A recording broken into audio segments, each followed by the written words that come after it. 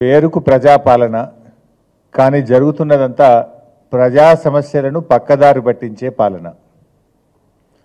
సమస్యల పరిష్కారానికి బదులు సంచలనాల కోసం కాంగ్రెస్ ప్రభుత్వం, రేవంత్ రెడ్డి గారి ప్రభుత్వం సమయం కేటాయిస్తూ ఉంది. ఇవాళ రాష్ట్రంలో ఏం జరుగుతుందో మనందరం చూస్తున్నాం. మీరు జర్నలిస్టులుగా మీకు కూడా తెలుసు, మీ కుటుంబాల్లో కానీ మీ బంధుమిత్రుల్లో కానీ ఎవరికి ఫోన్ చేసినా ప్రతి రెండిండ్లలో ఒకరు జ్వరంతో బాధపడుతున్నారు.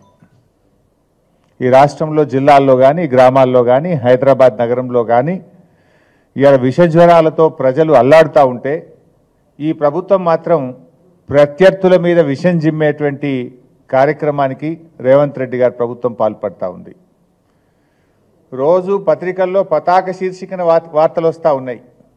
డెంగ్యూతో ఒకే రోజు 5గురు మరణించారని, డెంగ్యూతో ఈరోజు ఒక పత్రికలో చదివాను 3 మరణించారని, 4 ఏళ్ల చిన్నారి చనిపోయాడని, ఒక ఇంజనీరింగ్ విద్యార్థి చనిపోయాడని.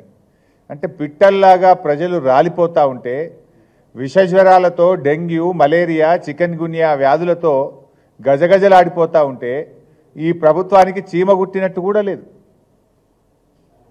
ఒకవైపు లక్షలాది మంది ప్రజలు విషజ్వరాలతో డెంగ్యూతో బాధపడతా ఉంటే ఇంకొక వైపు లక్షలాది మంది రైతులు రుణమాఫీ జరగలేదని ధర్నాలు చేస్తూ ఉంటే, ఆందోళన చేస్తూ ఉంటే వాటి నుంచి డైవర్ట్ చేయడానికి, ప్రజల దృష్టి మరల్చడానికి ఒక డైవర్షన్ పాలిటిక్స్కు ఈ ప్రభుత్వం ప్రయత్నం చేస్తూ ఉంది.